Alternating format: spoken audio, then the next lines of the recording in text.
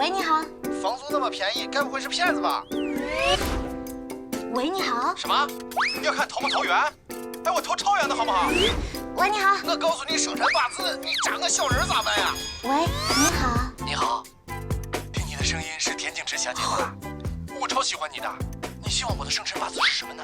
我可以配合你的哟。看一下这个人八字怎么样？太老了。这个呢？小心被你克死。这个呢？崔健，你排第一，他排第二。啊。还有吗？本人已死，烧个给我。啊。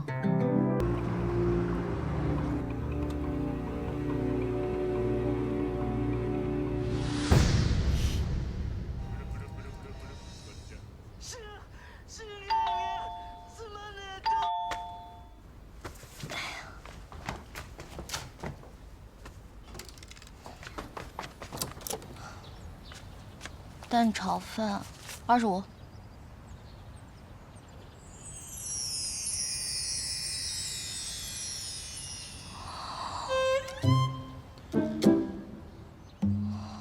我可以进去吗？不可以。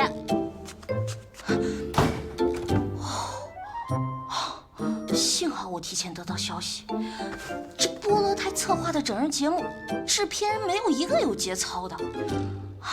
太歹毒了，竟然使用美人计！他们去哪儿找的这个类型啊？完全就是为了消灭我而设计的嘛！哼！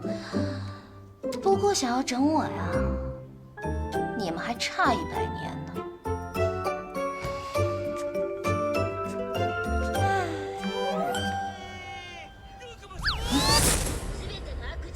海贼王挺好看的。我觉得也挺好看的。我说了不可以进来的。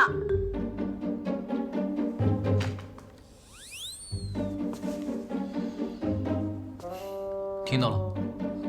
你是刚才那个人的双胞胎兄弟啊？如果是的话，我可以进来吗？不可以。那我不是。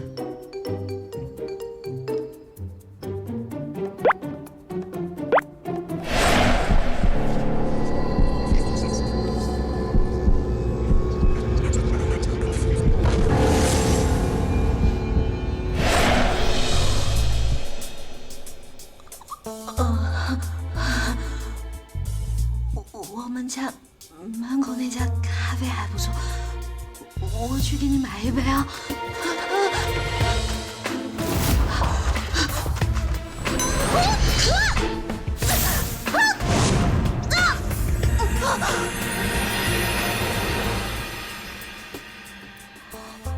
如果我真想杀你的话，你觉得你能跑掉吗？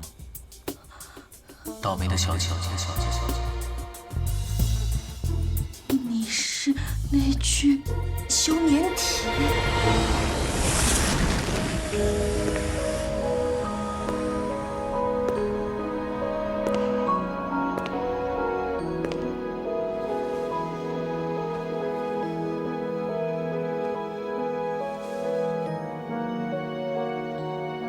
这位小姐，虽然是你救了我，但我真的不知道该不该救你。这对于我们2个未必是好事。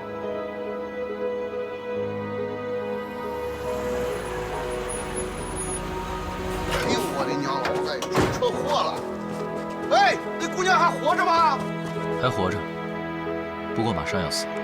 报警了吗？哎呦，先报警，先报警！哎呀，这么年轻的姑娘要死了，你说家里面人怎么活呀？哎，110吗？哎，对。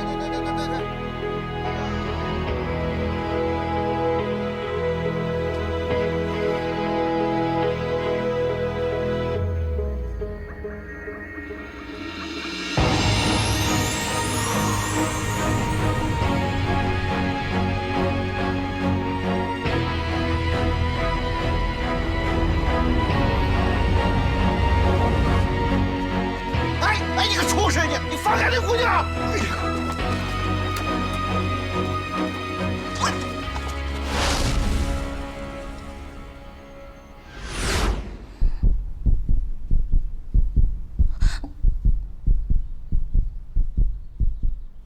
你现在的心跳已经超过120了，想问什么就问吧。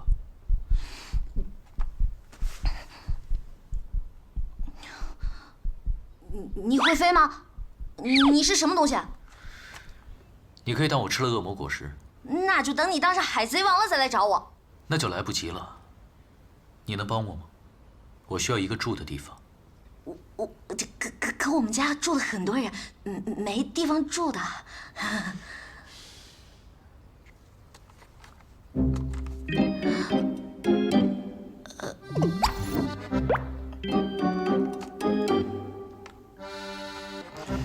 这里除了你，我不认识任何人。我只是需要一个住的地方。找到我要找的人就走，不会打扰你很久的。作为回报，在借住期间，我会保护你的安全。安全？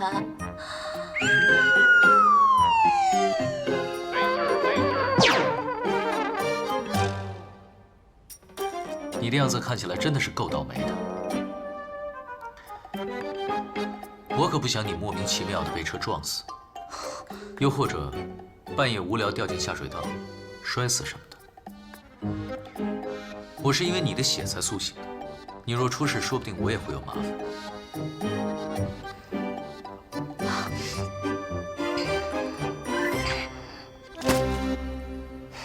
好，住在这里可以，没问题。江湖救急嘛。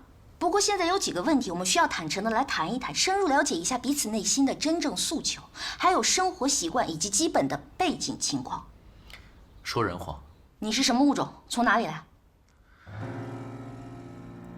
？400多年前我是正常人类，后来发生了一些怪事，于是我就变得不老不死。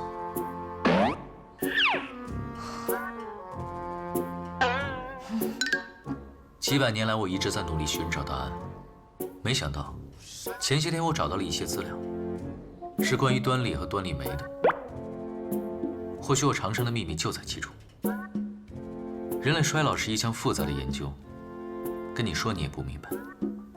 简单的说，我的情况可能是某种基因突变。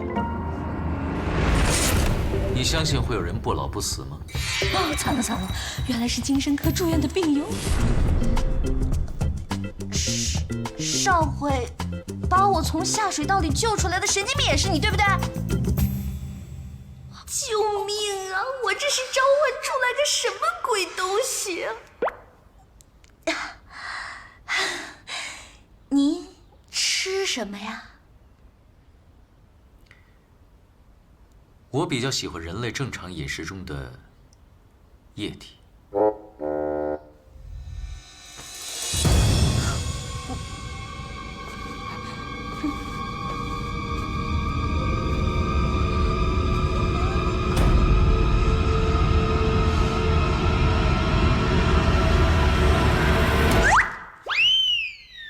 比如说这个，你最喜欢的奶茶。您确定？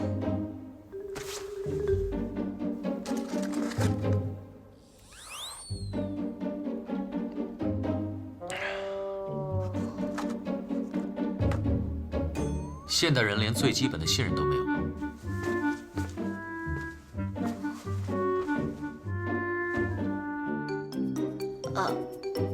你刚说是我的血把你救活的，那你是不是该喊我妈妈？如果说你没有献过血的话，至少也见过吧？没有知识也得有常识吧？哎，那你刚才还说后来遇到了一些奇怪的事情，是什么事情啊？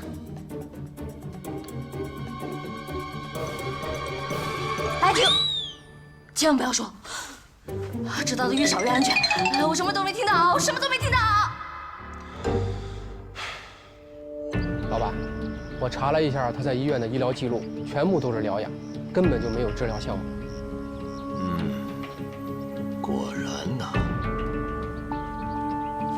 另外，这个叫薛灵桥的人，果然如您所料，几天前去黑市做过证件。不过，您是怎么知道他去黑市做的证件？我只是在做一个大胆的推测。一个人想要在现代社会生活下去，就需要一个合理的身份，而这个人很聪明，又很骄傲，一定不会丢弃自己的性命。他居然没有死。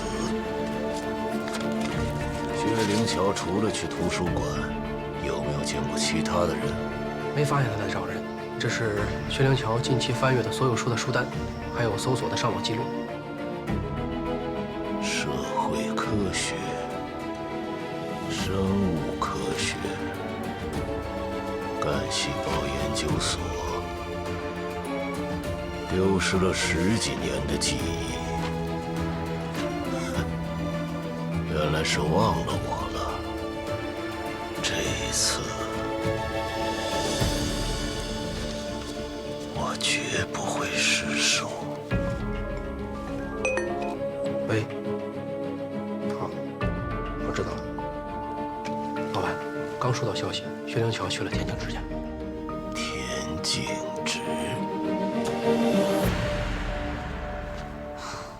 你住这一间，平时没有我的允许，不可以去我的房间。好啊，再给我一台笔记本电脑，最好是苹果的。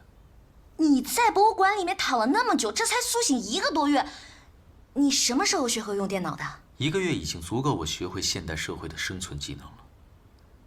从旧报纸上得到这100年的发展信息，说不定比你这28年学到的还要多。是，您是不老的妖怪，我当然不能比了。不过，你妈有没有教你不可以随便透露女人年龄啊？第一，我是人类，只是有些特殊。第二，我的母亲大人已经去世了几百年了。说的怪吓人的。对了，你可是研究中心花了大价钱租借回来的休眠体，而你明明是自己苏醒跑了，有2个蠢蛋还以为你是被偷了，在到处找你。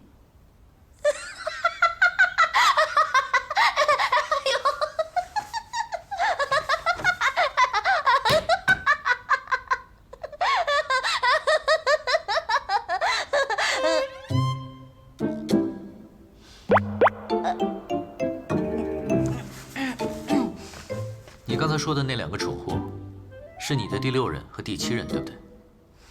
真是个八婆的妖怪，这都知道。难道我已经红到你们妖怪界了？我说了，我是人。你这样招呼都不打一声就跑掉，真的很不地道哎！哎，叶人渣这次真是损失惨重啊！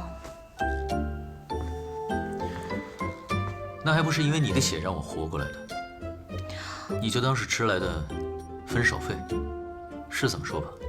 谁的分手费会自己长腿跑到别人家来？你的。自辩。哦，对了，我知道你神出鬼没的，不过不要再像以前一样突然出现在我的床头，或者突然从路灯下消失，我会被你吓死的。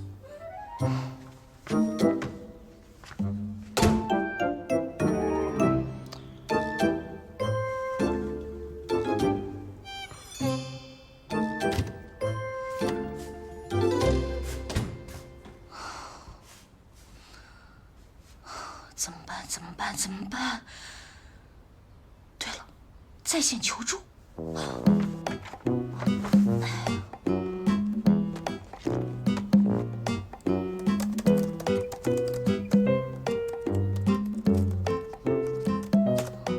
有了，阳光，但他好像不是怕阳光的那一挂。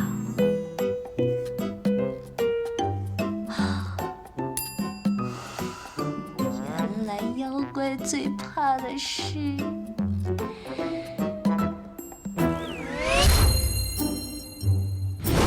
Round 1。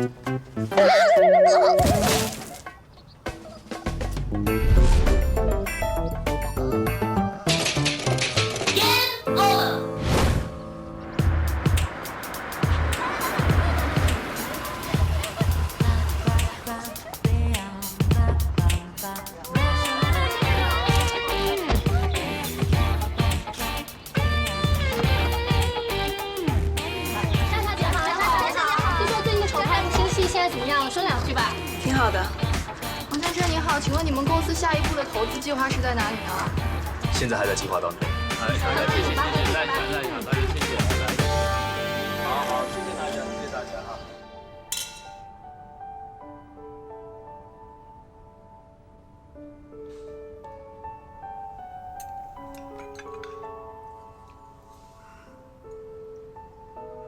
不合胃口吗？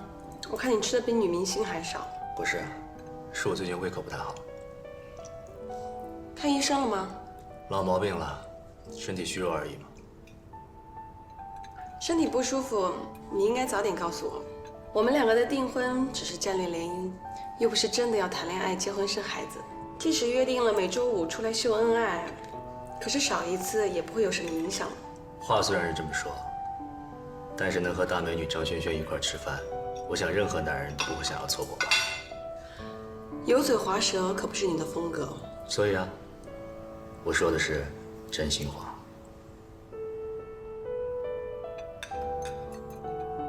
你刚说你新接了一个戏，是啊，本来只是想演一个打酱油的角色，可是发现剧本写的挺有趣的，所以就去试镜了女1号，打败了一票女明星，拿到了这个角色。你知道的，我只是玩票，只接自己感兴趣的工作。去年的第1部电影就拿了最佳新人，这样的天赋都只是玩票的话，那也太可惜了吧。没办法，张家只有我这么一个继承人。另外，我向导演推荐了田径直，我们应该会一起出演这部戏。田小姐出院了吗？出院了。哦，忘了告诉你了，她让我替她谢谢你送的花篮。客气了。其实我一直想找机会啊，正式拜会一下田小姐。下次我们拍戏的时候你过来探班，正好她也早就想见一下我的未婚夫了。好啊，我的荣幸。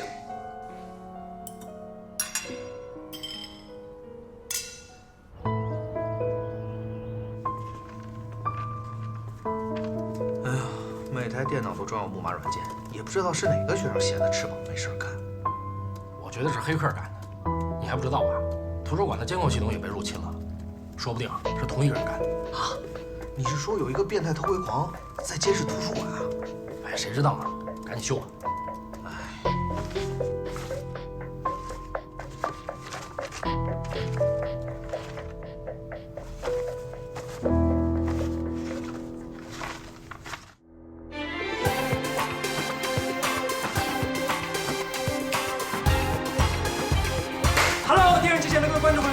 欢迎您在每周的同一时间收看我们的 More Than Beauty， 我是你最帅的男闺蜜冯热热，哇 ，so hot！ 没错，今天的节目当中呢，我们依旧是给大家请来了3位非常美丽的女明星来到现场，跟我们一起分享她们的美丽故事。请3位跟我们所有的观众来打个招呼。嗨，大家好。真的是非常有精气神的打招呼的方式呢。有没有想让我们今天现场的节目更加的热烈呢？马上就进入 More Than Beauty 的现场连线环节，疯狂。OK， 接下来呢，就请导播为我们接通今天第1通的幸运观众电话。喂，你好，这里是 More Than Beauty 的直播现场，我是主持人冯热热。你好，是我吗？真的是我吗？我要找田径直，我要找莲花妹。田小姐人气很高啊，不愧是宅男女神啊。田小姐，是我呀，昨天的鸡仔呀。哇，连续2天打进我们的幸运电话，真的是太 lucky 了。你有什么样的问题要问我们的田小姐吗？我想问问你，真的不考虑我吗？你向我求婚的话，我一定不会拒绝你的。而且我爸爸他……信号不太好啊。刚才由于这个信号的原因呢，非常遗憾跟这位幸运观众错失这个联络的机会。那接下来的时间呢，我们就请导播我们接入第2位的幸运听众。喂，你好。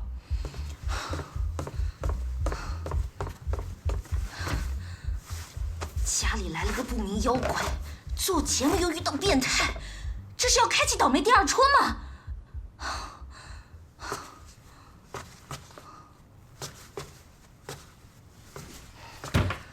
冯东东，你不是说你能听出那些变态观众的声音吗？你怎么还随随便便给我把那些得了失心疯的人给我接进来？对不起，田小姐，我现在没心情跟你解释，这是因为制作人跟主持人，我的双胞胎哥哥不和，故意让另一个助理导演你就是制作人的表妹放进来的，而且就在刚才，制作人告诉我，以后取消节目互动，用不到2个助理导演，把我辞退了。可问题是，我跟我哥也不和啊。哎呀，这失去了一个专业背黑锅的好工作，还真是遗憾呢。田小姐，我还有3天就要交房租了。可惜我又不是你的房东，否则我一定会给你拖延1天的。田小姐，想到洞洞今后就不能端茶倒水10分左右，洞洞的心里真的好难过。哎，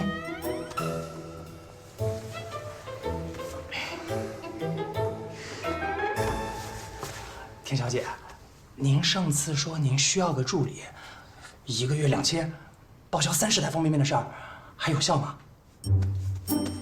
可是上次你也说了，这点钱养狗都不够的。养狗不够，养我足够了，我又没狗吃的多。可是上回您还说了，能受得了我的人，打着东东都找不到的。哦，对了，上回您冯先生还说了，我这么抠的人是招不到助理的。钱小姐人见人爱，找个助理哪还要打灯笼？丢根骨头就一堆人都围上来了，汪汪！好吧，既然你这么诚心诚意的想得到这份众人挤破头都得不到的工作，那我考你2个问题，通过了，明天就可以上班了。我跟你妈同时掉进水里，你救谁？当然是救你。我妈要是掉进水里的话，我爸会救她，因为在他们结婚的时候，我妈就问过我爸这样的问题。当时我爸的回答是，无论我妈跟谁同时掉进水里，我爸都会选择救我妈。所以你放心，我肯定救你。第2个问题，我跟你爸同时掉进水里，你先救谁？你为什么会跟我爸在一起？ Perfect， 恭喜你，通过了。啊？第1个问题，完美的解决了全世界男人谁都逃不过的老套问答。第2个问题，正常的逻辑思维，通过现象看本质，我欣赏。冯助理，欢迎你。好吧，给你一个提问的机会，了解我，问吧。田小姐，你每个月的商业代言、杂志拍摄、录节目还有拍戏，这么多收入，也没多少花在衣服包包上吧？你为什么会整天都没钱啊？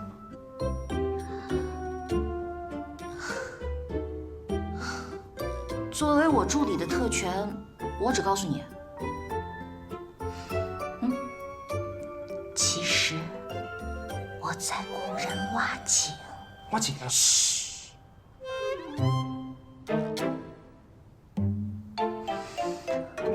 好吧，干正事儿。合同我早就印好了。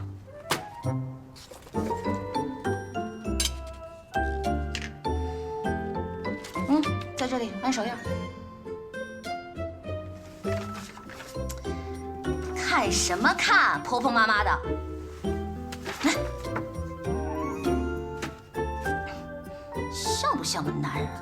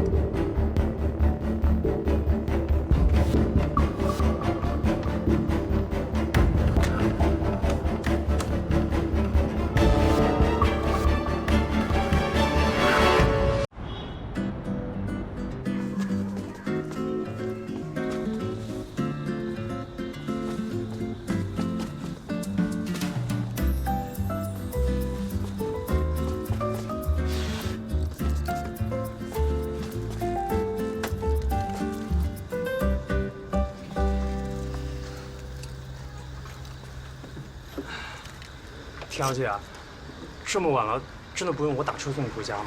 不用，明天提早餐来见。那个，你们聊，我先撤了。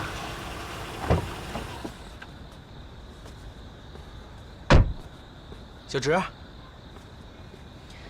有何贵干啊，李警官？别生气，我马上消失。你那车报废了，来回骑摩托车不安全，我的车给你开。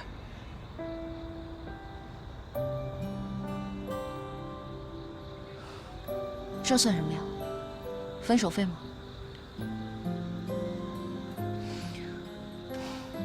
分手费的话，我就收下来。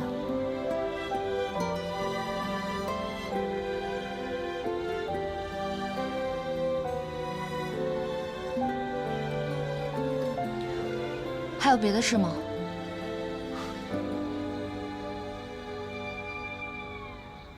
正在手心里，你的香气无可非议，是爱你的证据。想过走，这离市区挺远的，你骑我的车回去吧，回头放我妈那儿。只要有你一起。还是小直姐姐对我好，那我走了。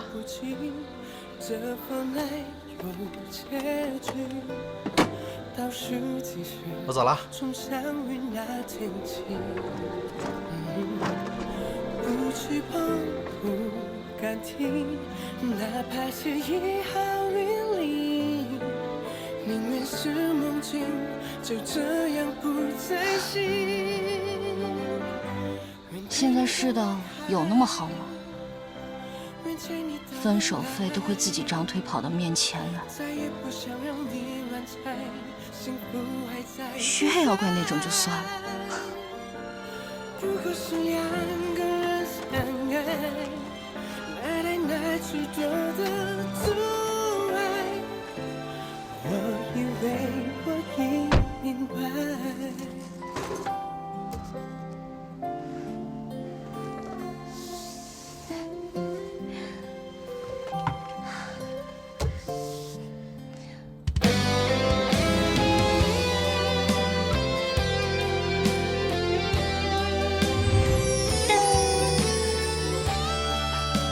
新车礼物，我专门从日本给你带回来的平安符，保佑我们家小燕平平安安。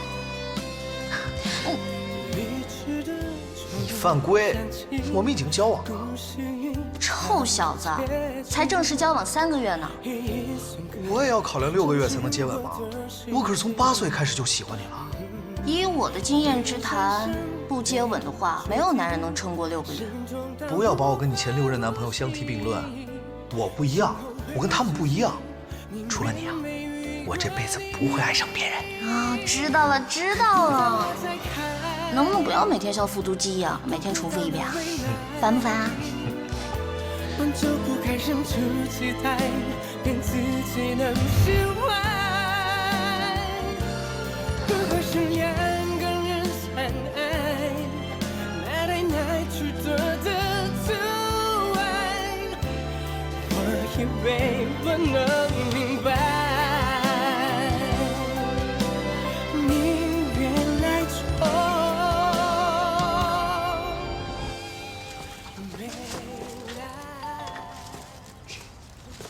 田小姐，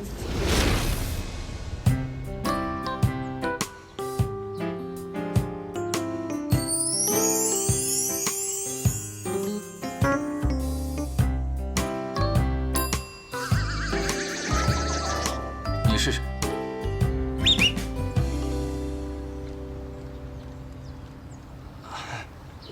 请问这里是田小姐家没错吧？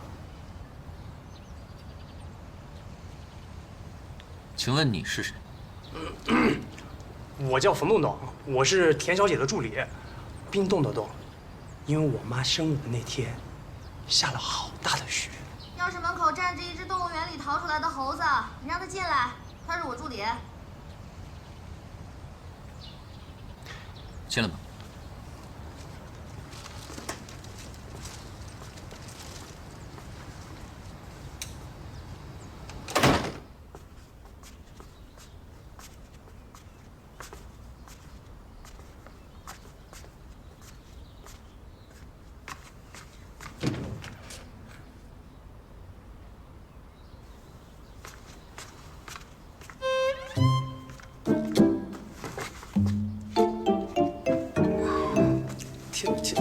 田小姐，你昨晚没睡好吗？折腾了一晚上。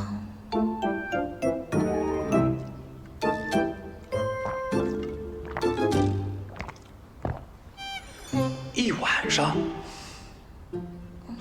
不愧是田小姐，能找到这样身材好又帅的猛男。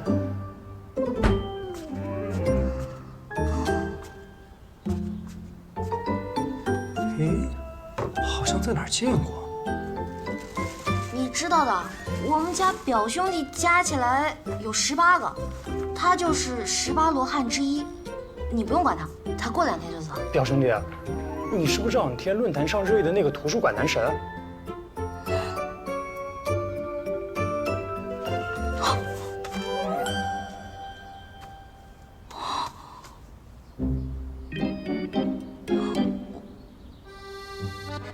还真是。哎，我说你能不能低调点？你也想进娱乐圈？你不能删掉。不能。用我无敌的黑客技术，其实也是可以的。只不过原图还在网友手上，他们还可以再发。你是黑客？一点点了。不过如果表兄弟有任何电脑方面的问题，东东都可以随时候命的。谢谢。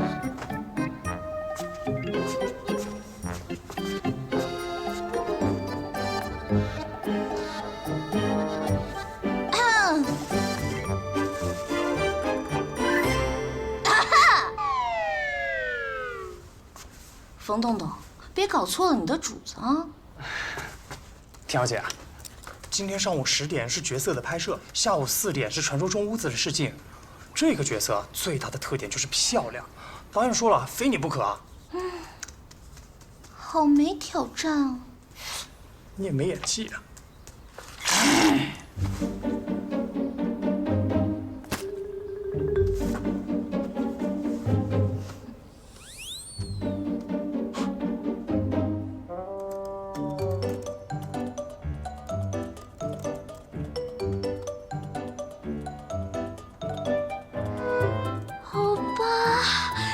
好帅呢！哎呀，这是哪里的图书馆？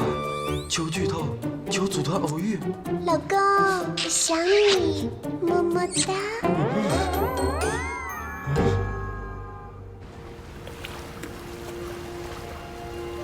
你知道吗？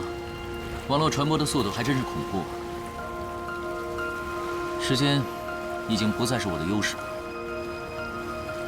为了身份不被曝光，我必须加快脚步，找到仇人，找回记忆。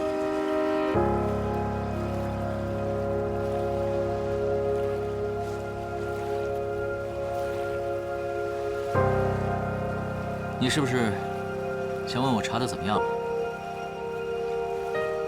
一个好消息，一个坏消息。坏消息是，我的直觉告诉我，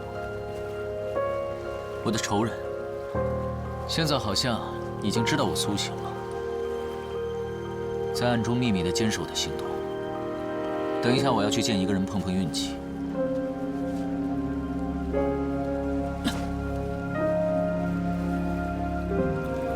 至于好消息呢，我顺利住进了那个女人的家里，虽然她好像并不怎么欢迎我。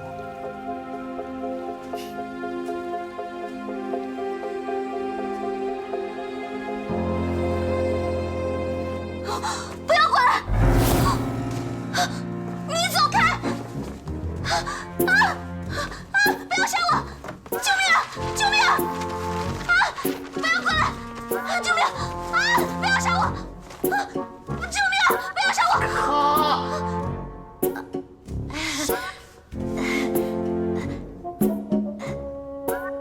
导演，刚才我演的怎么样呀？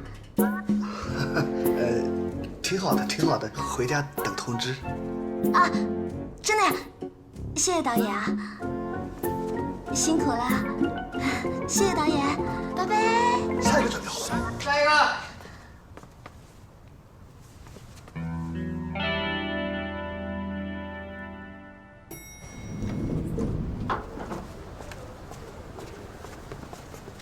小姐，事情怎么样？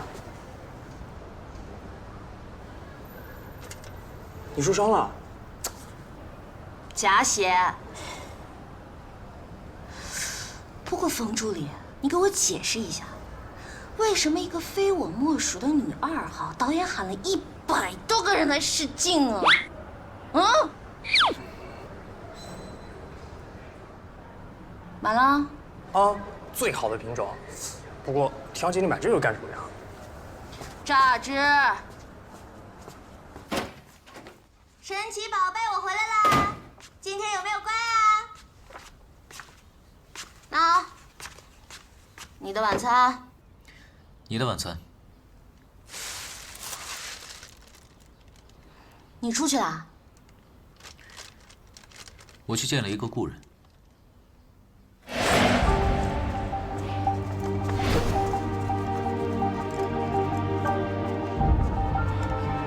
对不起啊。没关系。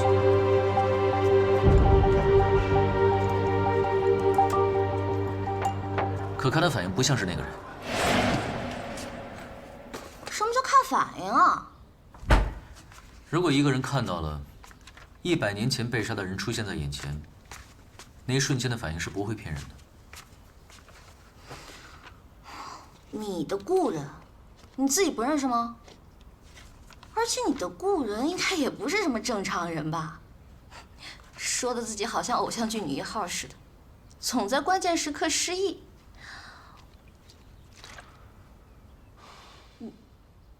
真失忆了？只是一点点。而且还是关键的一点点？大概10年、20年的样子。停！关于你的事儿，我一点都不想知道，知道的越多越麻烦。我们还是保持纯洁的房东与房客的关系最好。同样的，我的事情你……谁让你乱动我东西了？看起来你真的很爱他。我爱他？切，你哪只眼睛看见我爱他了？这个，我跟他从小到大的照片都是洗2份，一份他们家，一份我们家。不过还要谢谢你帮我把它从抽屉里翻出来，不然我真的会忘记把它丢掉。我看照片感觉到，这个人也真的很爱你。他爱我？好吧，我承认，在我们的姐弟之爱发展成倒霉的情侣之爱之前，我们的感情世界里充满了稳定的惰性气体。而这种感情一旦变质，惰性气体也变成了易燃气体，只要一点小小的火星就爆，把我们俩的感情轰得一点渣渣都不剩。如果真的什么都不剩的话，干嘛还要生气？生气？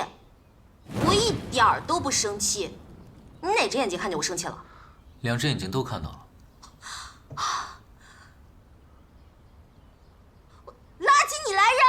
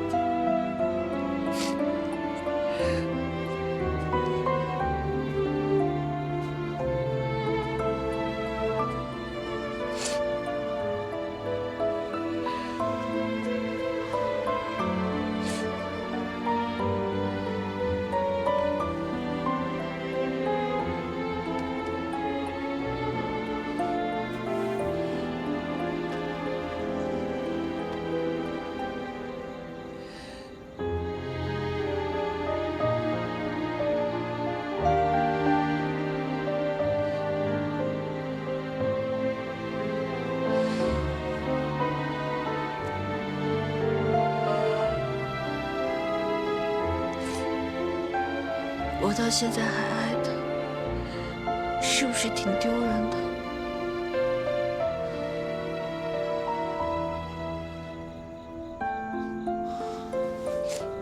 你想不想飞？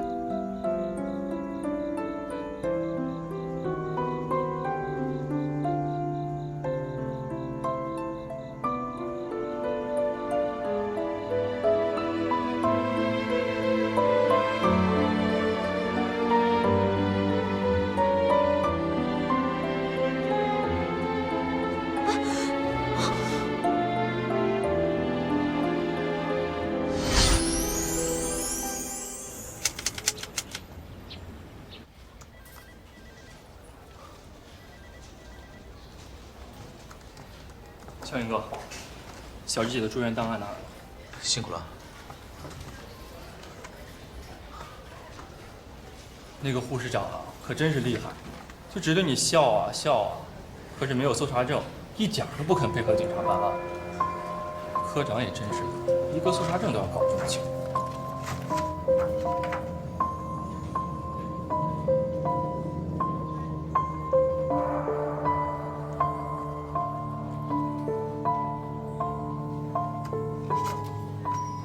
小杨哥，有哪里不对劲吗？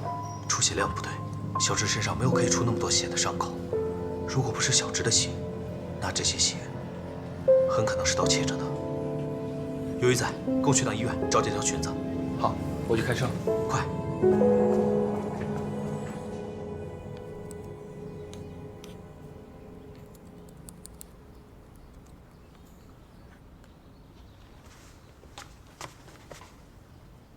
表兄弟，你要买相机啊？我可以帮忙推荐的。我叫薛灵桥。好的，大乔哥，以后大乔哥有什么需要顿顿帮忙的地方，千万不要跟我客气。表兄弟，最近怎么不去图书馆了？大乔哥当然不能再去呢，你都不知道有多少粉丝在图书馆等着他呢。这还仅仅只是几张照片的影响力。要是我们大乔哥真的进入了演艺圈，说不定比田小姐你还要红呢。冯东东，我告诉你，我可是凭借实力打败了100多个竞争者，才得到了传说中屋子的女2号。可是啊，我怎么听说，全都是因为张轩轩小姐向导演力荐你，你才有机会。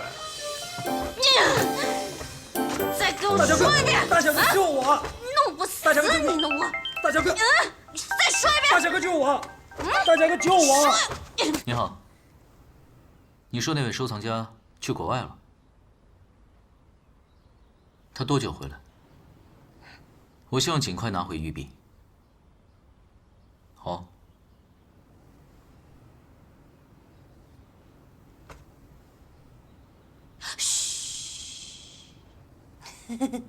我没钱借给你，千万别跟我借钱啊！拜拜。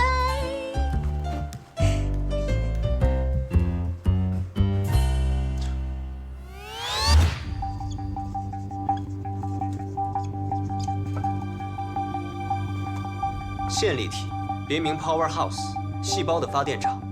线粒体每次分裂都会造成不可修复的损伤，导致端粒缩短。当端粒缩短到一定程度，发电厂开始崩坏，直至完全失去了分裂的能力，人体也就完成了从出生到死亡的过程。只要细胞分裂的速度达到一定程度，伤口可以实现迅速愈合。但是，人类细胞的分裂次数是有限的。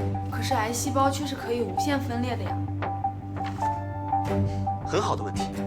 癌细胞之所以可以无限分裂繁殖，是因为它们从正常细胞叛变为癌细胞时，带走了一个叫做端粒酶的帮凶。端粒酶在正常细胞中的使用是受限的，但是在癌细胞当中却能够修复因分裂变短的端粒。只要我们能够把端粒酶作用于正常细胞，把正常细胞变为永生细胞，那么人类抗衰老的问题就会得到质的突破。如果我们能够找到比端粒酶更完美的修复酶，那么人类不老不死也完全不是开玩笑的哟。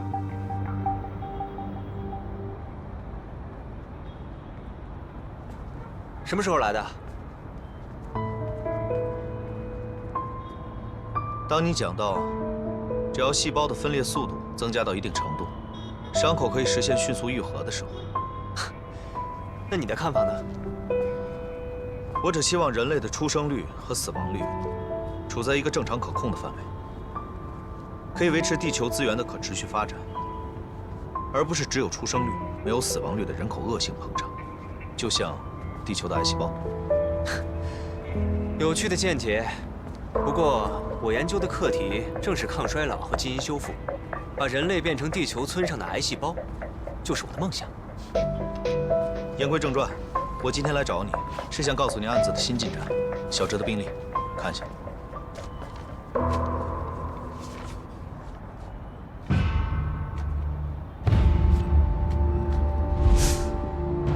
出血量不对，这条裙子呢？是的。我发现出血量不对，就去医院找这条裙子。护士说这裙子不见了。你的判断是对的，现场应该有第三个人。你以为是谁把我变成妖怪的？不对。你以为是谁把我变成妖怪的？不对。你以为是谁把我变成妖怪的？还是不对。你以为是谁把我变成妖怪的？哎，你觉得哪种好？都不好。请你尊重一个敬业的女演员的表演艺术，好不好？你们演员入行没有门槛的吗？你以为我真没演技啊？我无法反驳，那是因为我的素养与谦虚。演戏谁不会啊？戏。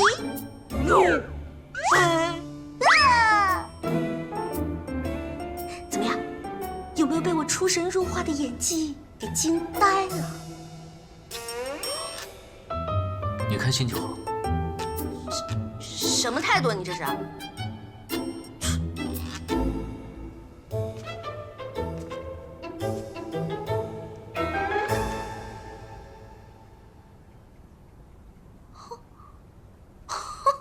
自恋狂！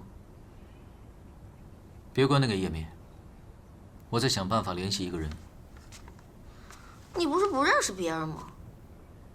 他高祖父家里面有一幅画，他说，画里面的人跟我长得很像。如果真是这样，那有可能，在100多年前，我和他高祖父有交情，所以我想联系到他，看看他高祖父是否还有其他的遗物，或许能指引我更快地找到仇人，到时候很多事就会水落石出了。你以为写剧本呢这么巧？我又不是怪物，我怎么会知道怪物在想什么呢？怪物就在我们家呢。徐妖怪，想采访你一下，你是怎么样变成这样不老不死的呢？我再重申一遍，我不是妖怪，我跟你一样，我也……知道了，你是人嘛？哎，说800遍了，你气量真的很小哎。现代人都喜欢起外号，知不知道？哎，赶紧回答问题，徐妖怪。你不是说不想知道我的事情吗？是不想知道你跟仇人的事儿，但是为了艺术嘛，勉强可以牺牲一下啦。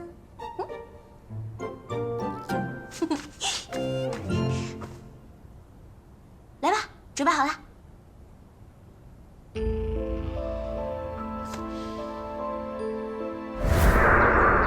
老爷、夫人，神医请到了。来，神医。老爷、夫人，来这边请，快。快请，快请。神医请。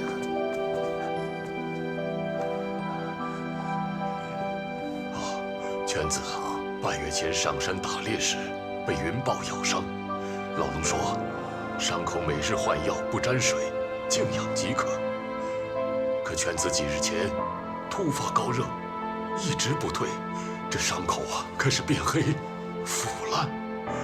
哎呀，这城中叫得上名号的郎中都请过了，可是犬子始终昏迷不醒，不见起色呀。您快给瞧瞧吧。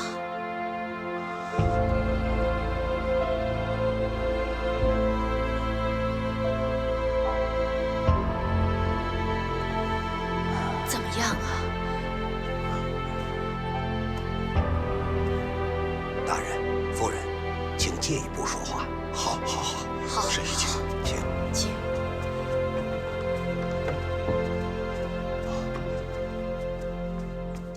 请。薛大人啊，把其他郎中开的方子拿来我看看。好，小四，哎，快。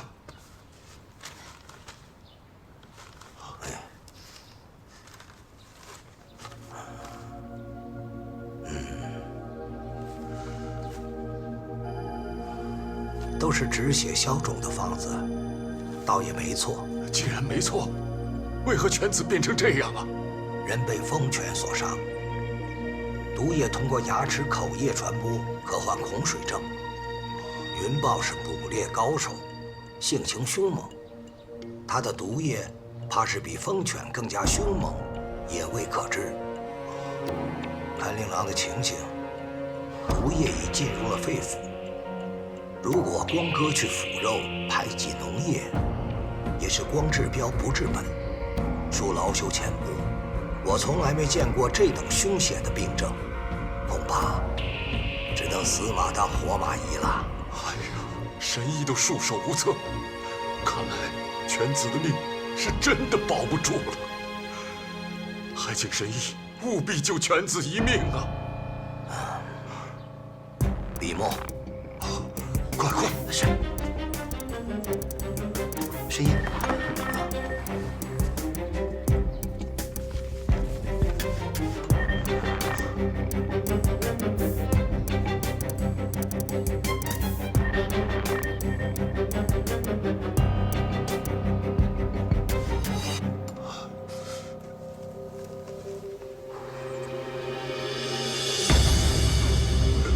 这砒霜。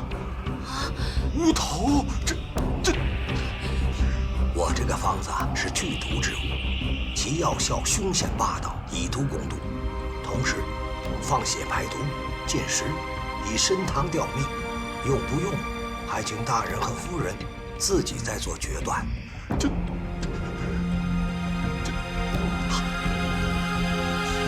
哎呀，好吧，快去抓药。是，老爷，快！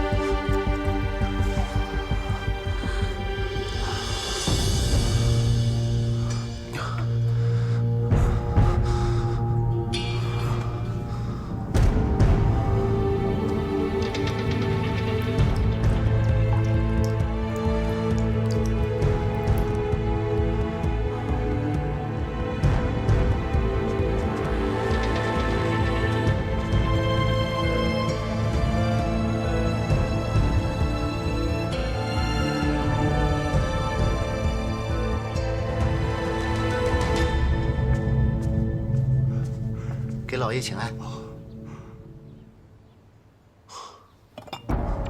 哎呀，又放了这么多血，人怎么能撑得住啊？神医说前3日都放半陶罐，之后就是每3日一次。刚刚公子腹痛难忍，疼醒了一次，又疼昏了过去。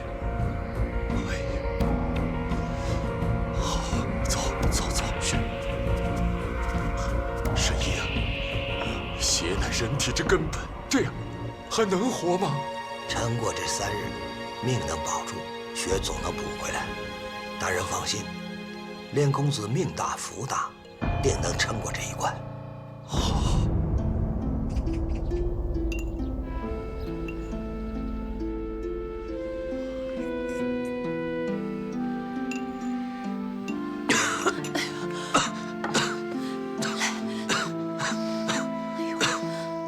这是怎么了？啊！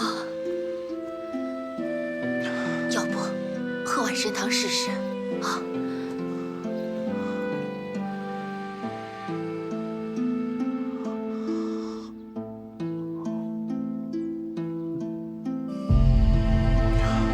怎么样？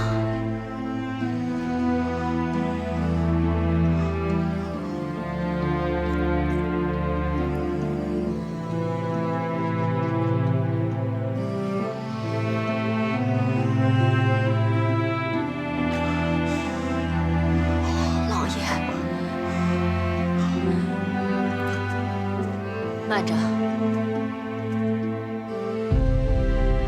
下去吧。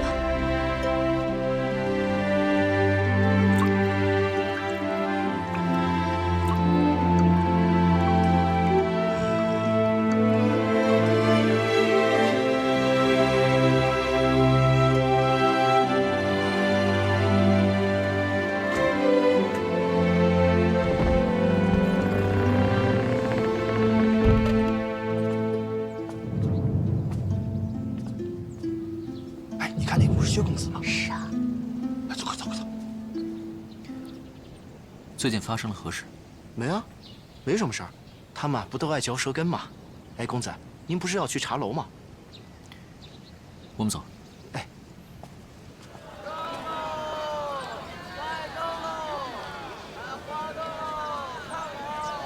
他怎么没死啊？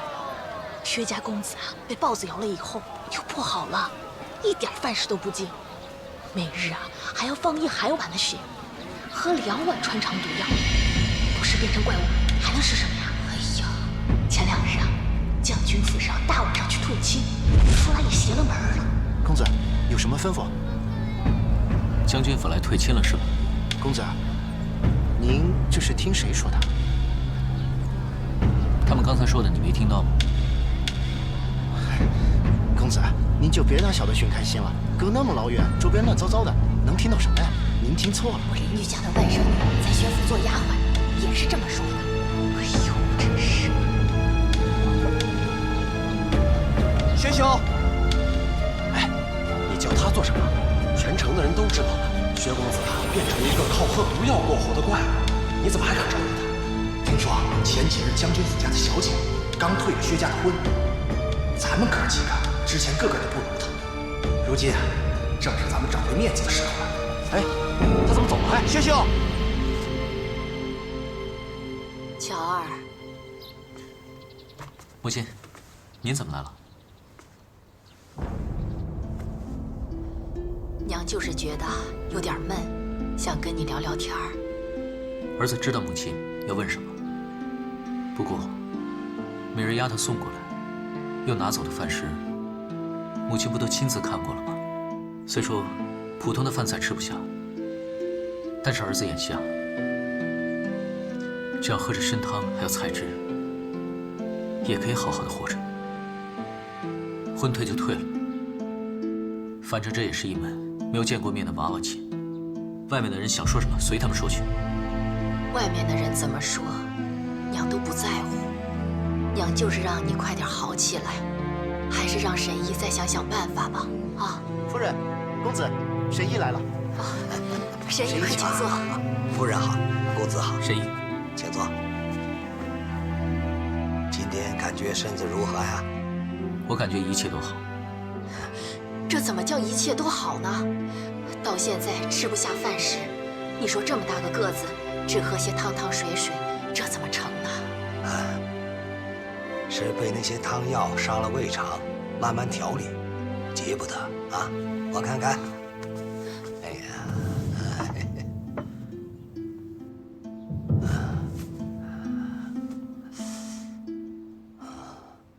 烧酒。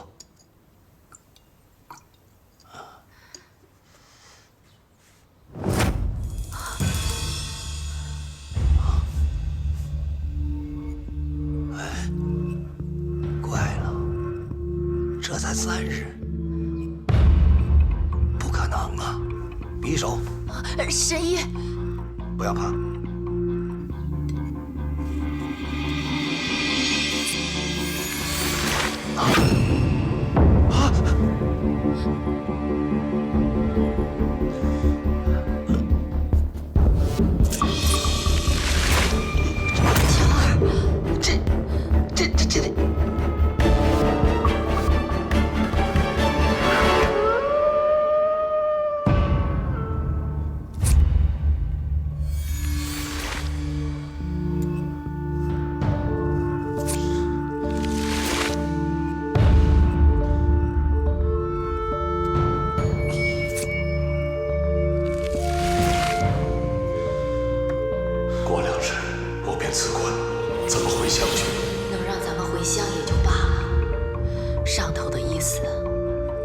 乔儿给带走。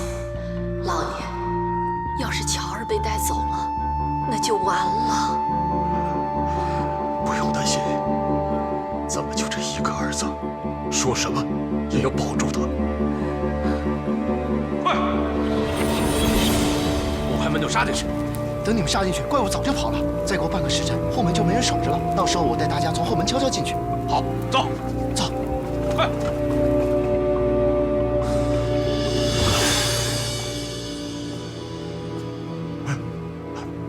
乔儿，这么晚了你……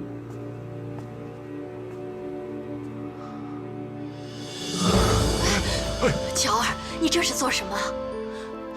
母亲大人，父亲大人，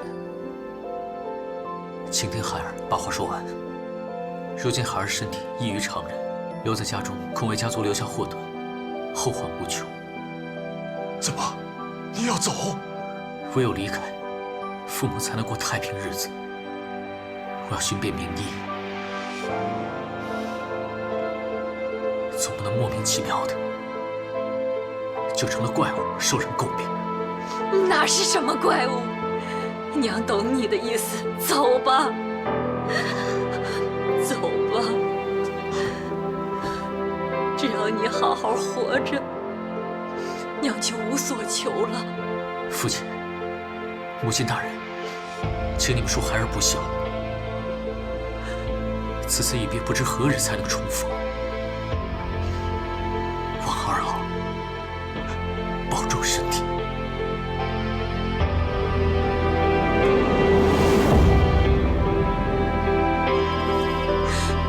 乔儿，乔儿，安心的走吧。